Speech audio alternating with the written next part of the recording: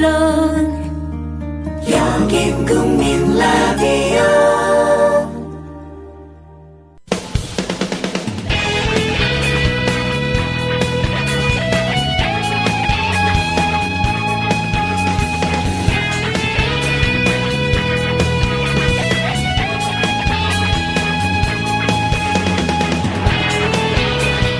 학습이나 교육의 첫 번째 단계는 모방이라고 하죠. 일단은 주위의 것들을 보고 배우고 그대로 따라합니다. 하지만 거기서 멈추면 안 되죠. 그 다음엔 반드시 스스로 생각하고 반성하면서 새로운 것들을 창조해내야 된다. 이렇게 얘기를 하는데요.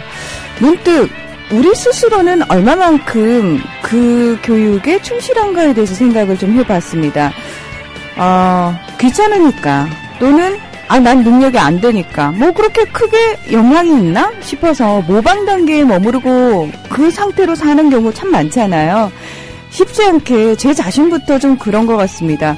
근데요, 매주 목요일 이 시간이 되면 기존에 늘 그렇다고 생각했던 것, 내 생각이 별로 가미되지 않아도 상관이 없다고 생각했던 것들에 대해서 요렇게 봐야 되네? 좀 새롭게 볼 필요가 있구나 라는 반성을 하게 되는 시간을 가지게 됩니다. 여러분께서는 국민라디오 김은교의 일시적 순간에 오셨습니다. 오늘도 여러분께 새로운 창조의 시간을 마련해 드리겠습니다. 함께해 주실 거죠?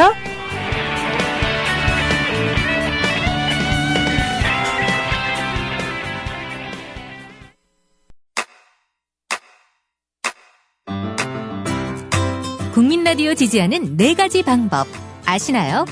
다운로드하기, 별점 주기, 댓글 달기, 구독하기. 국민라디오를 보다 많은 이들에게 전할 수 있는 가장 손쉬운 방법. 다운로드하기, 별점 주기, 댓글 달기, 구독하기. 잊지 마세요. 다운로드하기, 별점 주기, 댓글 달기, 구독하기.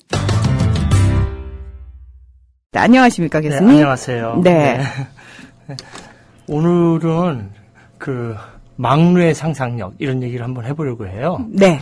사실은 다른 고전 이야기를 좀 해보려고 그랬는데, 어제 보니까, 어제하고 그저께 밀양에서 할머니들 막 이렇게 네. 끌려가지고 이런 거 보니까, 편하게 무슨 고전 이야기를 할 마음이 안 되더라고요. 그래서 오늘 아침에 준비를 해서, 막루의 이야기. 사람들이 왜 막루에 오르고, 그리고 그 역사는 어떻게 된 것인지, 그런 이야기를 좀 해보려고 합니다. 그래서 네. 오늘의 제목은 막루의 상상력, 그리고 특별히 제목을 말하자면 막루의 상상력, 쉼표 찍고 강주룡과 사회적 영성, 이런 제목으로 한번 말씀을 나눠볼까 싶습니다. 저희가 왜 고공농성이라고 표현을 많이 하잖아요. 이제 높은 곳에 올라가서 무언가를 이제 주장하시는 노동자분들 참 고통스럽고 고생스러운 그 일을 하는 걸 보면서 이제 많은 분들이 참 안타깝고 속상하거든요. 근데 문득 그런 생각이 들었어요. 왜 우리가 솥대라고 그러잖아요. 네네. 무언가 높이 뭔가를 매달아 놓을 때도 높이 매달아 놓고요. 예. 그렇죠? 그리고 무언가를 외칠 때도 사실 높은 곳에서 외치거든요. 예. 그 인간이 그렇다면 근본적으로 네네. 무언가 높은 곳에 호소하는 마음이 있는 건가 싶은 생각이 들어요. 예, 그렇죠. 우리 대표적으로 지금 말씀하셨지만 솥대도 그렇고요. 마을 앞에 나무를 세워놓고 그 위에다 이제 새를 올려놓죠. 네. 그래서 이제 새를 이제 신령하게 생각을 했고, 이제 동부아시아에 전체적으로 있고요. 또 하와이나 이런 데 가면 토템폴이라고 이제 나무 위에다 새를 올려놓죠. 예를 들면 이제 연세대학교 상징인 이제 독수리. 네. 그런 솥대 변형이라고 할 수 있고요. 그런 이제 새가 왔다 갔다 하면서 사리도 판단해주고, 그다음에 신의 선물도 갖다 준다는 그런 이야기들이 많이 있습니다. 예를 들면 이제 흥부와 놀부라든지, 흥부와 놀부에서는 이제 제비지만, 일본의 시타키리 스즈메라고 혀 잘린 참새의 경우는 이제 참새죠. 그래서 그거 역시 하늘을 왔다 갔다 하면서 복을 가져다 주는 그런 이야기도 있고요. 그리고 소태처럼 우리는 이제 마니먼트로 이렇게 형상을 만들어 놓지요. 그래서 예를 들면 은진미륵불이라든지 기독교의 십자가라든지 불교의 탑이라든지 또는 그런 것들을 이제 세워놓는 경우가 있는 것 같습니다. 네. 근데 문득 생각해 보니까요. 네네. 왜 예전에 네. 재정 분리가 되지 않았을 때요. 네네. 예. 하늘의 제사를 지내는 권력자분들이 그러니까 재단을 마련할 때요. 어떤 네. 산 위에다가 마련하는 경우가 굉장히 많았잖아요. 네네. 그러니까 다시 말해서 절대자 또 초자에게 하소연하고자 하는 마음은 우리들처럼 그냥 평범한 사람들, 네네. 약한 사람들한테만 있는 것은 아니겠구나. 권력자들도 그런 마음을 갖고 있겠구나라는 생각도 드는데 어떤가요? 그렇죠. 그 권력을 마음을 갖다가 이렇게 그 신의 마음을 자기한테 대체시키는 거죠. 네. 그 이제 신이 그 안테나를 통해서 이렇게 왔다 갔다 한다고 생각하는데 이제 반대로 권력자들이 자기의 권력을 그렇게 표현을 하는 거죠. 그런 경우들이 있죠. 그래서 예를 들면은 그 방송 중에 말씀드리기 좀 뭐하지만 이제 남성의 이제 성기라고 할 수 있는 거 있잖아요. 이렇게 세워진 모습들을 만들어 놓죠. 그래서 이제 독립기념탑이라든지 독립기념관에 가면 천안의 독립기념관에 보면 우리나라에서 제일 높은 돌탑이 세워져 있잖아요.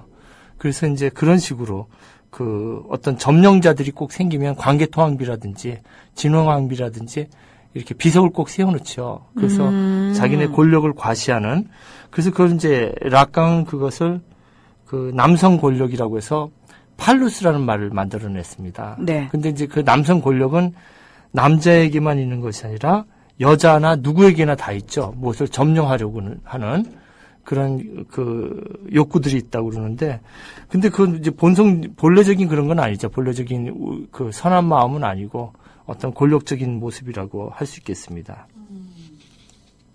근데 네. 그래서 이제 이제 막루는 어떤 상황에서 나왔는지 한번 그 얘기를 좀 한번 나눠볼까 싶어요. 네네네. 이 교과서에도 나왔는데 근데 이거 못 배우셨죠? 이 교과서에 나온 이 이야기. 글쎄요, 저는 교과서에서 막루에 대한 얘기? 예. 네. 근데 이게 어느 지역 교과서에서 나왔다고 그래요. 그래서 여러분들 유튜브에 찾으면은 나오시는데 고무공장 큰 언니라는 글자를 찍으시면 네. 유튜브에 나옵니다. 근데 그 고무공장 큰 언니라는 것은 30년대 그 평양의 신발 공장 주변에서 불러지던 신민요인데요. 그 고무공장에서 여성 노동자들이 많이 일을 했나 봐요. 그래서 이제 당시 밑바닥 여공들의 응어리진 삶의 처절함이 배어 있습니다. 네. 그래서 그건 이제 애니메이션으로 이렇게 만들어져 있어요. 나중에 듣기로 하고요. 네. 한번 가사를 한번 읽어주시면 어떨까 싶어요. 네. 이른 새벽 통근차 고동소리에 고무공장 큰아기 벤또밥 싼다. 하루 종일 쭈그리고 신발 붙일째. 얼굴 예쁜 색시라야 예쁘게 붙인다나. 감독 앞에 해죽해죽 아양이 미천. 고무공장 큰아기 새루치마는 감독날이 사다 준 선물이라나. 네. 그래서 이거 보면은 그 당시 이제 공장 얘기가 볼 수 있잖아요. 이른 새벽에 통근차 고동소리가 들리고 또 고무공장의 큰아기가 벤또밥을 싸고 그리고 또 하루 종일 쭈그리고 신발을 붙이고 있어요. 고무풀을 붙이는 거겠죠? 그리고 얼굴 예쁜 색칠라야 예쁘게 붙인다라고 이제 농담도 감독이 하고 그리고 감독 앞에서 해죽해죽 아양을 또 알아야지 미천이 생기는 모양이에요.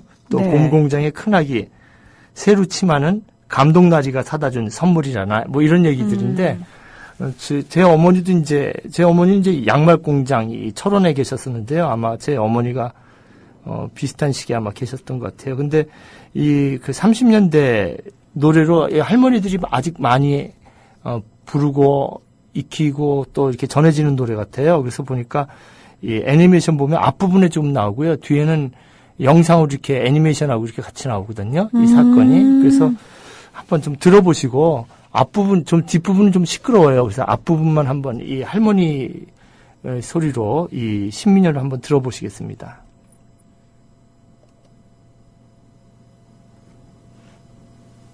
네.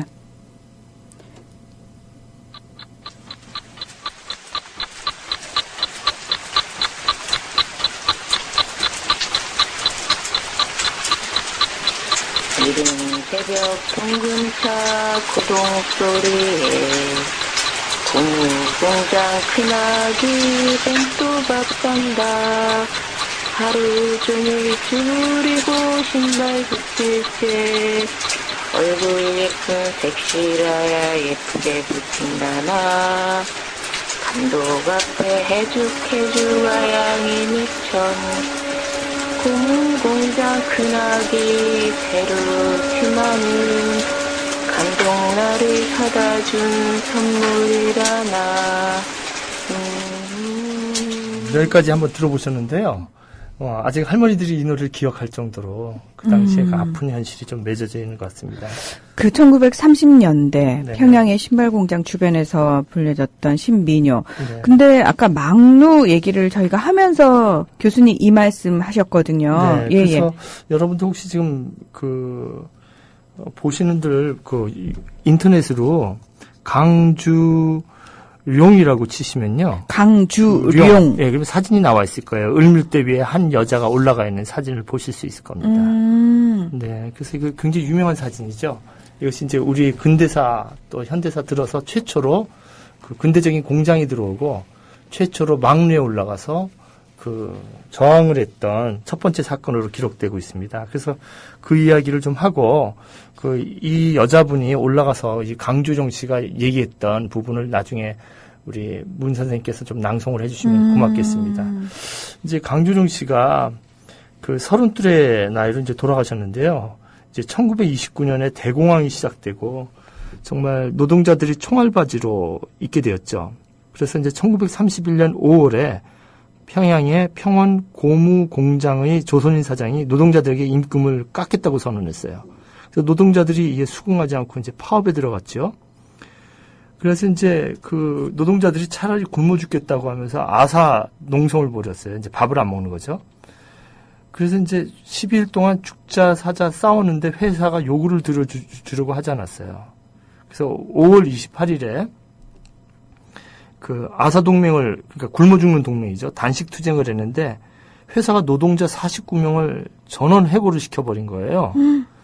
그래서 이제 일본 경찰이 들어와서 다 공장 밖으로 이제 쫓아냈어요. 그래서 이제 이 노동운동의 선배이자 간부였던 이 강주룡이 이제 아가씨죠. 정말 광목 한 필을 사가지고 맨 처음에 죽으려고 그랬대요.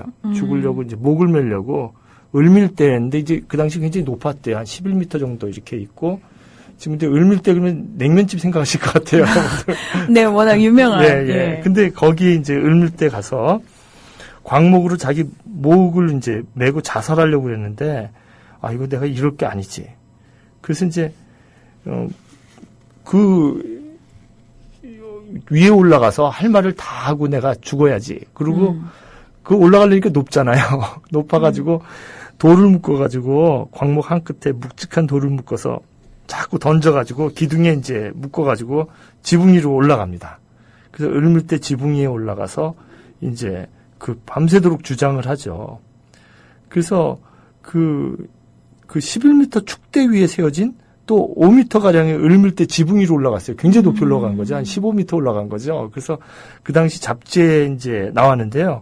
우리 이제 이게 좀 거친 거지만 노래를 좀 이렇게 배경으로 해서 한번 문 선생님께서 낭송해 주시면 좋겠어요. 근데 이 강주룡 씨가 얘기했던 바가 잡지에 그대로 나왔어요. 이게 동강이라는 잡지에 무어정인이라는 기자가 그 당시 이제 프롤레타리아 이런 노동 계급의 이야기는 본명으로 쓰면 이제 잡혀가기도 하고 위험하니까 이렇게 자기 이름들을 이제 가명으로 해가지고 기사를 쓰곤 했는데요.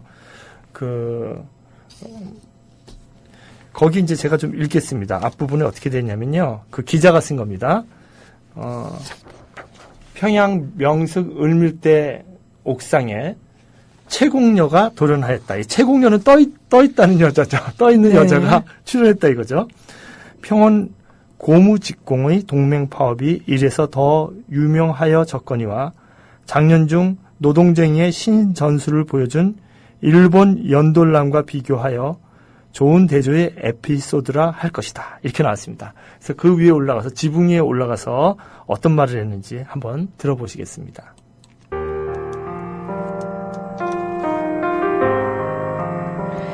우리는 49명 우리 파업단의 임금 감하를 크게 여기지는 않습니다.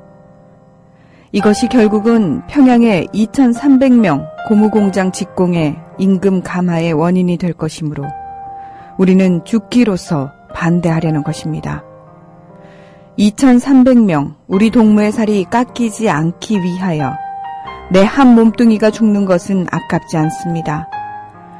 내가 배워서 아는 것 중에 대중을 위해서는 명예스러운 일이라는 것이 가장 큰 지식입니다.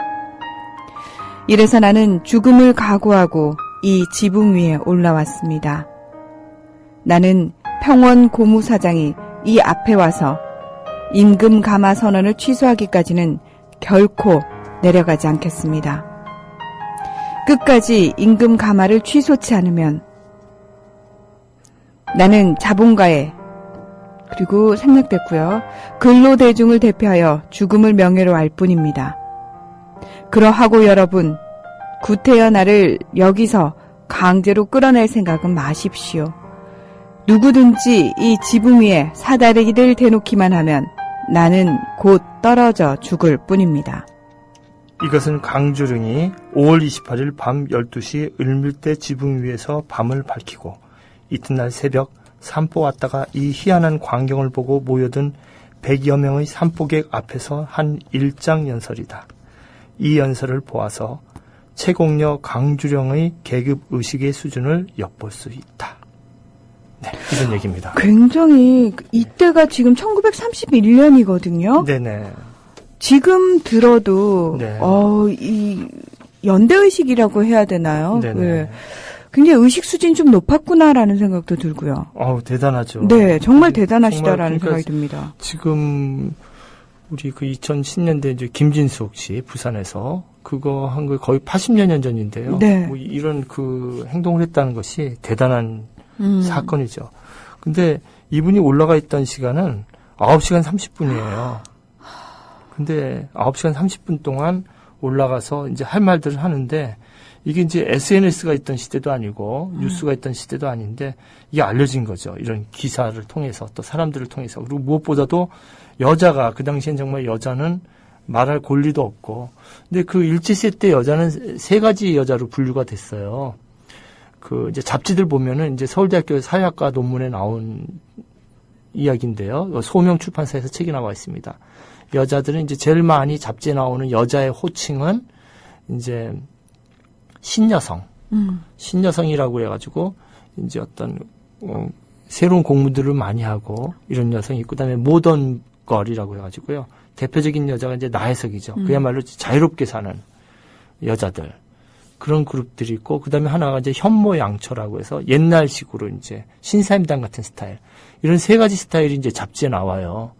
잡지에 나오는데,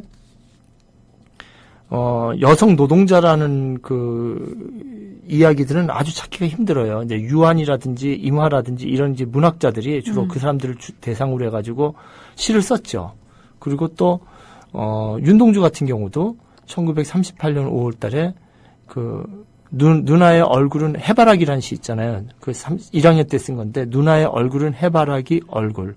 해가 금방 뜨면 교과서는 일터로 간다 이렇게 써 있는데요. 그 친필 사진반 보면요. 그 일터라는 단어 뒤에 공장이라고 써 있어요. 공장이라고 쓰면 위험하니까 그걸 지우고 일터로 간다 해바라기 얼굴은 누나의 얼굴. 얼굴이 수고들어 집으로 온다. 이렇게 해야 되거든요. 4줄짜리 시인데 윤동주도 여성 노동자를 인식했던 거죠. 공장에 왔다 갔다 하는 노동자. 그런 사회였는데 그런 여자들의 그 여성들의 그 여성 노동자들을 전혀 인정받지 못하던 사회에 이 사람의 일상이 굉장히 컸던 것이죠. 이것이 이제 1931년 5월 28일이었는데요. 단 하루였죠. 29일 아침까지 9시간 30분인데 이게 큰 사건이었습니다. 그래서 이제 경찰이 와가지고 이제 체포가 되죠, 아침에. 체포가 되는데 일절 밥을 안 먹는 거예요. 밥을 안 먹고 그냥 31일 밤 자정에 그냥 풀려나왔는데 풀려나와가지고 또 이 사람이 계속 그 투쟁을 하죠. 그리고 이제 전체가 밥도 안 먹고 물도 안 먹고 버텨요, 같이. 그래서 6월 8일 날 기업주가 마침내 임금 삭감을 철회합니다. 임금을 깎겠다고 했던 삭감을 거의 일본인 노동자들의 4분의 1이었다고 그래요. 남자들의 반이었고. 그래서 취소하고 그대로 주기로 했다고 그럽니다. 그래서 이분 한 분의 영향력이 어마어마하게 컸던 거죠. 그래서 거의 그냥 그 6월 8일까지 그 5월 29일부터 6월 8일까지 일주일에 걸쳐서 파업투쟁을 해서 근데 한 전체로 보면 1개월간에 걸친 파업투쟁이었죠. 그래서 이제 종전대로 임금을 지급하기로 했고 그다음에 파업한 노동자 전원을 채용하라는 요구는 이뤄내지 못했대요. 근데 대신 파업공 27명과 또 새로운 모집공 20명을 나눠서 다시 채용한다는 그런 결과를 가져왔습니다. 그래서 와. 예, 그 당시에 그래서 어떻게 보면 반 정도는 승리했다고 볼 수 있는 것이죠. 네, 정말 대단하다라는 얘기밖에 네네네. 나오지 않는데요. 예. 예. 근데 이분이 이제 원래 그 남편이 이제 독립투쟁가였어요. 예, 결혼을 이제 독립투쟁가하고 결혼을 했어가지고 그런 인식을 가질 수 있었죠. 최전빈이라고 그 아주 20살 때 그 15살짜리 이제 귀여운 그 최전빈이라고 도련님한테 결혼을 했는데 그분이 이제 나중에 이제 풍찬 노숙에 그 생활을 하게 되죠. 그래서 이제 그런데 이제 여기서 이분이 그냥 승리해서 살면 모르는데 가만히 있지 않았죠. 이제 또 경찰들과 일본 경찰들과 자본주들이 가만히 있지 않고 이 사람을 다시 체포해요. 강주정을. 6월 9일 날, 그 다음 날. 그래서 조사를 해보니까 이 사람이 그 강주령 이 여자분이 평양 최고의 적색 노동조합이라고 이제 어떻게 보면 조직적으로 만들어낸 그룹이기도 한데요. 평양 지역 혁명적 노동조합에 참여했다고 이렇게 죄목을 만들어가지고 감옥에 넣습니다. 근데 여기 감옥에 들어가서 이 강주령 씨가 계속 그 신경쇠약과 소화불량도 얻었지만 단식투쟁을 계속해가지고 거의 1년을 있다가 나오게 됩니다. 1932년 6월 7일 날, 그러니까 1년이 된 거죠. 병보석으로 나오게 되거든요. 병보석으로 나와서 그 치료를 제대로 못 받고 그 빈민촌에 있다가 평양에 서성리 빈민굴이라고 있대요. 여기서 이제 8월 13일 날 이제 죽게 됩니다. 그래서 31살 때 삶을 마감하게 됩니다. 그런 이야기입니다. 그래서 우리가 이제 막루를 얘기할 때는 이것이 이제 1931년에 이런 역사가 있었다는 거, 이런 얘기를 한번 나누고 싶었어요. 네, 저는 막루의 역사가 그렇게 네네. 위로 거슬러 올라가야 되는지 몰랐고요. 오늘 네. 굉장히 좀 새로운 내용을 알았고, 그 최초의 고공농성자가 여성이었다는 사실 자체도 네네. 굉장히 좀 충격적인 얘기입니다. 저희가 막루 얘기하면 또 빼놓을 수 없는 게 네네. 사실 용산 참사 아니겠습니까? 네네. 예. 용산 참사도 그렇고요. 네. 지금 이렇게 게시판에다가 이렇게 올려주셨네요. 사진을 갖다 한 분이. 네. 때, 바보님께서 지금 예. 올려주셨네요, 예, 예. 사진을. 그래서 예. 저렇게 얼마나 불편했겠어요. 지붕 위에 이렇게 기와집 지붕 위에 9시간 30분 동안 이제 한 여성이 올라가 있었는데 전 노동자들의 월급을 다시 받게 만드는 그런 일을 했었던 것이죠. 근데 이제 용산 참사가 있었죠. 2009년 1월이었어요. 네. 저는 이제 이날 이제 일본에 있다가 이날 귀국하는 날이었는데 와가지고 새벽에 이제 갔어요. 가가지고 이 사건을 봤는데 정말 뭐 대단한 사건이었죠. 그래서 지금도 이거 아직 해결되지 않았고 이제 그 5명의 분들이 이제 돌아가셨고요. 그죠? 그 다음에 이제 영화 두 개의 문에서 보는 것처럼, 김석희 씨는 이제 오히려 지금 인천공항에 사장으로 있습니다. 네, 낙하산 사장으로 내려갔죠. 네. 예. 그리고 이제 많은 가족들이 돌아가셨고, 그래서 이제 용산 참사도 이제 막루였고요. 그 다음에 또 하나가 이제 쌍용차 철탑 투쟁이요. 있었죠. 예. 예. 그래서 저는 이제 이거를 작년도 2013년 1월 1일 날 제가 갔었어요. 그래서 제가 하는 이제 CBS TV에서 하는 크리스찬 나우라는 방송에서 1월 1일 날 다들 좋은 데 가는데 그러지 말고 1박 2일로 막루를 한번 쭉 투어를 하면서 자, 그분들의 이야기를 들어보자 해가지고 아침에 9시에 출발해서 이제 평택에 쌍용에 갔다가 그 다음에 유성에 아산기업. 아, 그 까치집처럼 이렇게 다리 밑에다가 지어가지고. 아산의 유성기업. 아산의 유성기업. 네. 제가 말을 잘못했네. 아산의 유성기업이요. 그 다리 밑에다 이제 해가지고. 그 아들이 이제 지금 고등학생 됐을 것 같은데, 아들도 그 사모님도 뵙고 그랬는데, 그 거기서 막 5개월, 6개월 있으니까 걷질 못하시는 거예요. 그 안에서만, 좁은 데서만 있고. 그렇죠. 네, 밥도 예. 이제 이렇게 끈으로 묶어가지고 올려다 주고 내려다 주고 뭐 그런 식인데요. 그 다음에 이제 울산을 갔어요. 그래서 새벽에 울산에 도착을 했는데, 그런 식으로 이제 1박 2일 코스로 이렇게 다녀본 적이 있습니다. 근데 이제 무엇보다도 이런 그 문제를, 이런 그 용산 참사라든지 쌍용차 철탑이라든지 그 아산의 유성기업이라든지 이런 것들이 그 지금 우리가 이제 인문학 시간이잖아요. 이게 그 일시적 순간 인문학을 얘기하는데 어떤 분은 그렇게 생각하실지 모르겠어요. 왜 일시적 순간이 인문학 방송인데 왜 이런 얘기를 하는가. 네. 근데 저는 오히려 바른 인문학은 길에서 나오지 않았는가 이런 얘기를 하고 싶어요. 저는 또 그 말씀하시니까, 네. 송경동 시인이 생각이 나요. 네네. 예, 얼마 전 사실 촛불 집회 그 현장에서도, 네네. 차 위에 있다가 위험하게 경찰들이 송경동 그 시인의 발목을 낚아챘죠. 그래서 네네. 위험하게 떨어지는 장면도 저희가 국민TV 뉴스 K 화면을 통해서 확인을 하곤 했는데, 늘 그 현장에 송경동 시인 같은 그 문학인들도 꽤 많이 계시잖아요. 이렇게 막루와 촛불, 그 문학인들이 작품으로 쓴 것들도 꽤 있죠. 네. 그리고 이제 또 있죠. 재능교육도 그렇고요. 재능교육도 그 이제 성당 위에. 예, 해화동 성당에 올라갔었죠. 꽤 오랜 시간 계셨죠. 굉장히 높은 데 있었던 거. 그래서 이제 제가 얘기하고자 하는 것은 이제 학문도 이런 곳에 좀 집중을 해서 관심을 둬야 되고 일반인들도 이런 곳에 좀 둬야 되고요. 그래서 이제 흔히들 길에서 이렇게 철학이란 것이 왜 학문이라는 것이 연구실 안에만 있어야 되지 않느냐 이런 얘기를 하는 분들이 있어요. 근데 사실은 그렇지 않거든요. 우리가 얘기했던 공자나 묵자나 다 계속 돌아다니면서 얘기하신 분이에요. 맹자도 그 이 나라 저 나라 다니면서 컨설팅 해주고 그 제자들과 함께 유랑을 했던 분이고 원효 대사도 그렇고요. 그다음 우리가 아는 디오니 게스토스 같은 분이죠. 플라톤하고 그 다음에 이어지는 그 철학가 같은 경우도 길에서 생활을 했잖아요. 그런 분 있잖아요. 알렉산더 대왕이. 네. 그러니까 태양 가리지 말라고. 비키라고. 태양 가리지 말라고. 그 다음에 길에서 샐러드 닦아서 네. 먹고 그 왕인데도 그래서 육식을 안 하고. 네. 이제 그런 분들이 계시는데 근데 제가 이제 책을 하나 소개하려고 그래요. 그 고병권 씨가 지은 이분 이제 니체 철학을 열심히 하신 분인데 고병권 씨가 지은 살아야겠다라는 책이 있어요. 살아야겠다. 네네. 이게 삼창 출판사에서 나온 것인데요. 제목이 근데 왜 이렇게 울컥해요? 살아야겠다. 네. 근데 이제 1부, 2부, 3부가 나눠 있는데 1부에는 이제 그런 그 왜 거리의 철학을 해야 되는가. 그다음에 2부에는 그 장애인 운동이라든지 이런 그다음에 월가, 뉴욕 월가의 점거 운동에 대한 보고서가 있고요.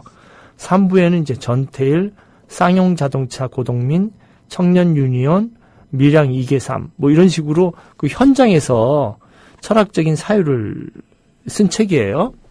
근데 이 책에 나온 그 한 구절을 제가 좀 읽어드릴게요. 이 책이 40쪽에 나오는 이야기인데요.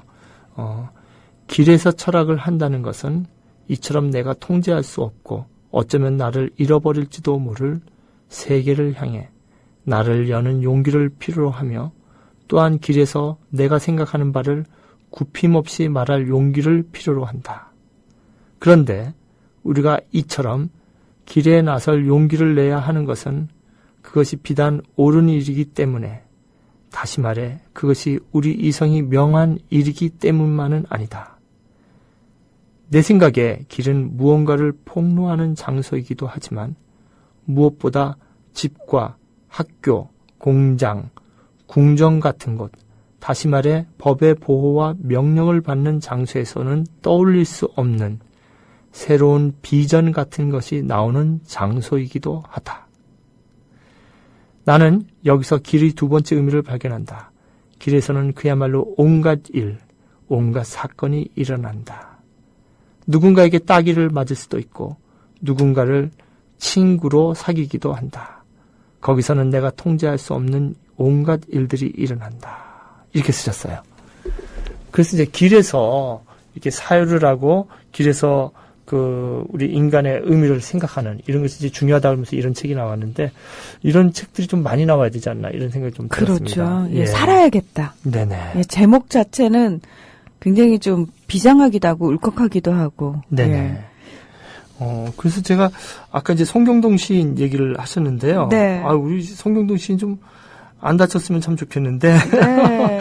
늘 발목이 거기를 가지고 집중적으로 알아서 공격을 하는지 계속 기부스하고 예전에 우리 용산 때도 다치고 기룡전자 할 때도 다치고 계속 이 막루 쪽에 갔다가 계속 다치거든요. 그래서 송경동 시를 한번 제가 준비를 해왔어요. 네. 그래서 이게 시가 길어서 좀 우리가 중간중간에 나누면서 좀 읽으면 어떨까 싶은데 네. 우리 너희가 누구인지 그때 알았다. 이 시를 막루를 생각하면서 한번 읽고 그다음에 제가 매점 얘기를 좀 해볼까 합니다. 우리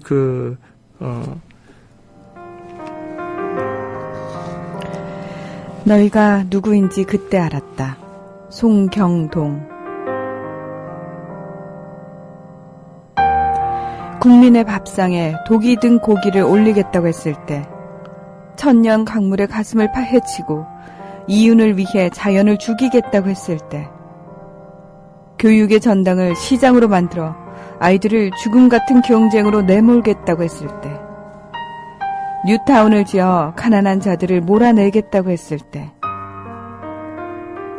가녀린 촛불 하나하나를 곤봉과 방패로 짓이겨 갈 때, 100만 촛불의 간절한 생명의 소리를 컨테이너 산성으로 막고 귀막을 때, 인터넷에 마저 재갈을 물리겠다고 압수수색 해올 때, 96일 굶은 기룡 김소연이 오른 철탑 막루를 뒤흔들고 경찰차로 들이박을 때, 죽어보라고 용역 구사대를 앞세워 이죽거릴 때, 미포조선 100m 굴뚝 농성장의 불길을 끊고 음식물을 끊을 때, 용기 있으면 죽어보라고 사주할 때, 바른 언론의 입에 재갈 물리고 고준 교사들의 목을 단칼에 치고 교과서에 새겨진 참민주주의의 목을 조를 때,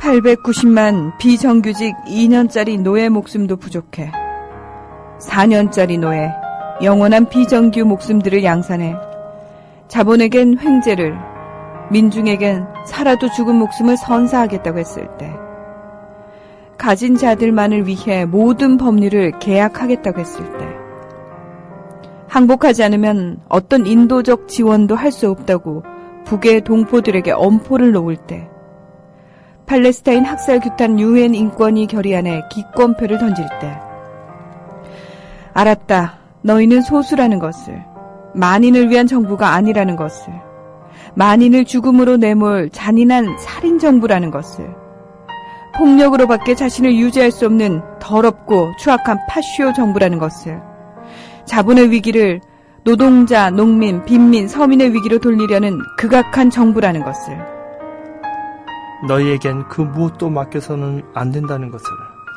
뼈저린 고통을 당해봐야 하는 것은 우리가 아닌 너희라는 것을, 보라, 미천한 자본과 폭력의 개들아. 진실은 다시 모두가 잠든 새벽녘, 가난한 삶의 현장에서 성난 불꽃으로 일어나 우리 모두의 나약한 가슴을 태우고 비겁과 나태를 밀어내고 양심과 도덕의 횃불에 다시 불을 당긴다. 헐벗은 겨울 벌판을 정화하는 들불처럼 쥐새끼들을 몰아내고 병든 균들을 태워 없애고 노동자 민중의 주인이 되는 새로운 시대의 봄을 부른다. 더 이상 오를 곳도, 더 이상 내려갈 곳도, 더 이상 물러설 곳도 없어 하늘로 오르는 계단을 쌓듯 막루를 쌓아갔던 열사들이여, 그러니 일어서라. 일어서서 이 차디찬 새벽을 그 뜨거운 몸으로 증거하라. 우리가 그대들이 되어 더 이상 물러설 곳도, 더 이상 안주할 곳도, 더 이상 망설일 것도 없는 이명박 신자유주의 폭력살인 반민중 정권 퇴진을 위한 투쟁에 결연히 나서도록 살아서 비굴한 목숨이 아니라 열사들의 영전에 자랑스러운 이름들이 될 수 있도록 열사들이여 그 뜨거운 분노, 그 뜨거운 함성, 그 뜨거운 소망을 내려놓지 마시라. 2009년 1월 20일 18시 37분. 지금 교수님과 함께 제가 낭독을 했는데 제가 원래 되게 감정을 절제하고 읽는다고 읽었는데도 네. 순간 되게 울컥울컥하네요. 네. 더 이상 오를 곳도, 더 이상 내려갈 곳도, 더 이상 물러설 곳도 없어. 이렇게 쓰셨는데요. 송경동 시인 시집을 보면 굉장히 응축미가 있고, 그러면서도 굉장히 쉽고, 베르톨트 브레이트처럼 아주 쉬우면서도 아주 응축미가 있거든요. 근데 시인은 때로는 이런 낭송을 위해서, 시인됨을 포기를 하고, 이렇게, 구호시를 넣기도 하고 그러죠. 그래서, 여기 보면 정말 더 이상 오를 것도, 더 이상 내려갈 것도 없고, 더 이상 물러설 것도 없는 그 마지막 이런 거라는 것들을 느껴져요. 근데 요즘에 십자가도 어떻게 보면 막루라고 볼 수가 있죠. 근데 그 십자가가 원래 그 십자가의 의미가 아닌 다른 십자가를 돼버렸어요. 금십자가가 돼버리고, 네. 어떤 정치적인 욕구를 채워주는 그런 십자가가 돼버렸는데 사실 그 십자가는 최후의 노예들이 정말 로마 시대의 그 노예들이 그다음에 로마 시대에 저항하던 그 독립투사들이 제물로서 걸려 있는 그런 마지막 그 정말 죽은 고기처럼 걸려 있는 곳이었죠. 그 십자가가 왜 밤이 되면요 네네. 우리나라에 네네.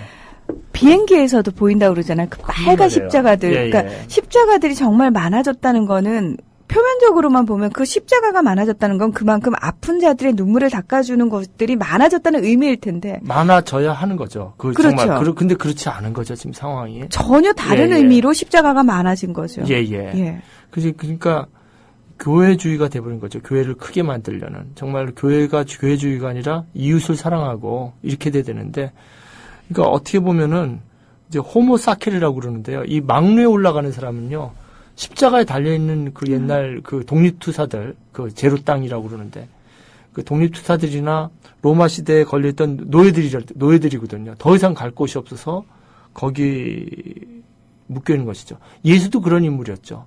더 이상 갈 곳이 없어서 거기 고기로서 걸려서 죽어가는 것이죠. 근데 교수님, 저 정말 이해 안 되는 게요. 네네. 이번에 총리로 지명된 문창극 씨도 그렇고, 네네. 정말 독실한 크리스찬이지 않습니까? 네네네.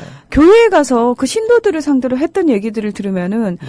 예수님이 들으면은 정말 벌떡 억울해서라도 일어나실 만한 얘기들을 너무 많이 한단 말이죠. 그러니까 지금 오늘 얘기하는 게 그렇게 얘기하거든요. 교회에서 한 얘기다. 그러니까 교인들이 이해한다 이렇게 얘기하거든요. 그러면 안 되는 거 아닙니까? 그렇죠.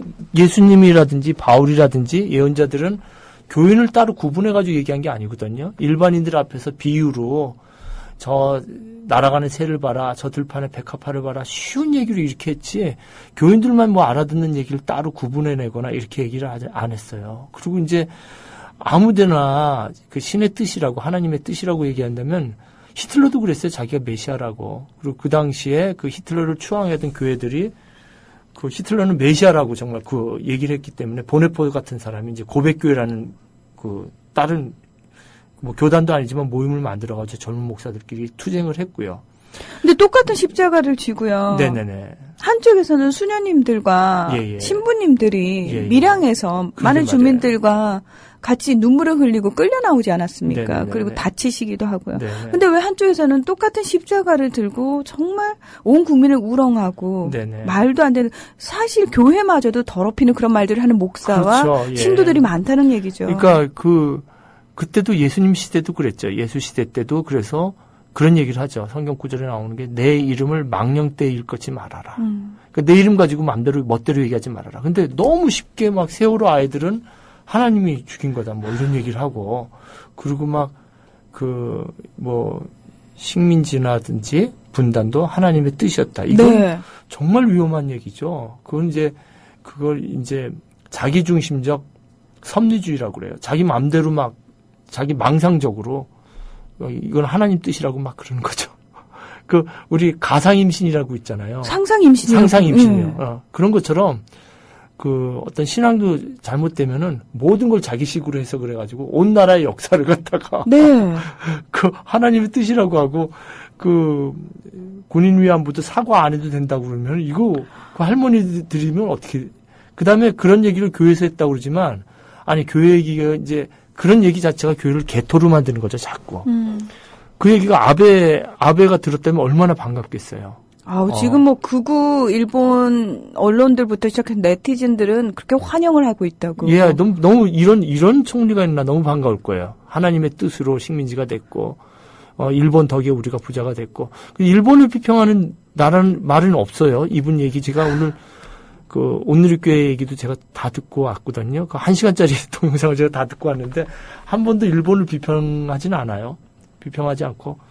일본의 식민지가 됐고, 그 다음에 언어가 다 식민사관에 있는 언어를 써요. 민비라고 그러고, 이시조선이라고 그러고. 그래서, 이분이 착종이 되어 있구나. 어떤 구구적 기독교와 잘못된 섭리주의와 애국주의와 거기다 식민사관이 들어와 있는데 본인이 식민사관을 모르는 것 같아요. 그래서 참 이번에 총리를 선언할 때 굉장히 조심해야 되지 않을까 이런 생각을 좀 다른 얘기와 함께 같이 해봅니다. 네, 시리케님께서 그런 사람을 독실한 크리스찬이라 하시는 건 진짜 크리스찬을 욕하시는 거라고 하셨는데 죄송합니다. 네. 근데 예. 이게 참 정말 같은 종교인으로서 굉장히 속상하신 것 같기도 그러게 해요. 말이에요. 이루 말할 수가 없죠. 네. 그래서 저는 지금 사실은 오늘 했던 방송이 책으로 나올 거예요.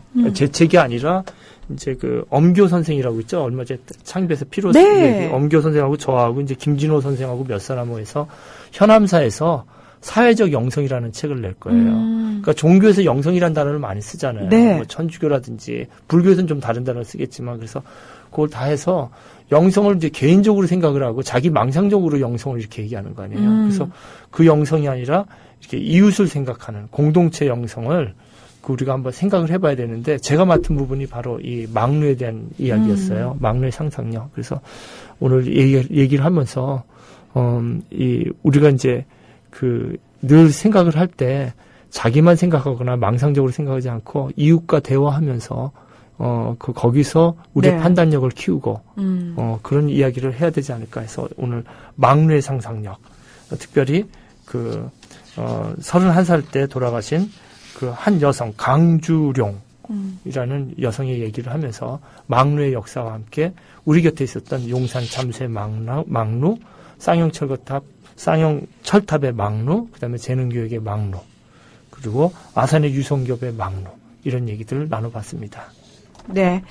자, 오늘은 여기서 마무리를 하겠습니다. 김은교 교수님 오늘도 저희에게 생각할 거리들 많이 던져주셔서 고맙습니다. 누구든 사실 그곳에 올라가고 싶어하는 사람은 없을 겁니다. 그리고 그곳에서의 삶이 결코 편하지 않다는 것도 누구나 다 알고 있습니다. 그 어느 누구도 굳이 그 불편한 곳으로 그 힘겨운 고난의 길로 가지 않을 수 있는 세상이 온다면 얼마나 좋겠습니까?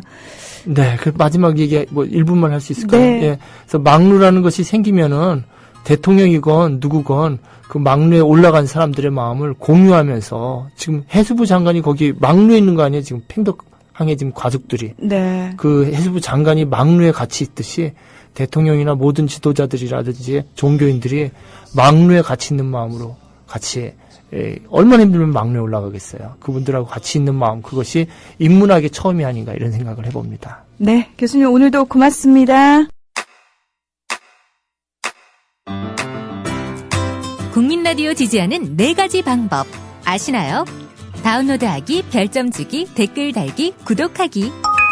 국민 라디오를 보다 많은 이들에게 전할 수 있는 가장 손쉬운 방법. 다운로드하기, 별점 주기, 댓글 달기, 구독하기. 잊지 마세요. 다운로드하기, 별점 주기, 댓글 달기, 구독하기.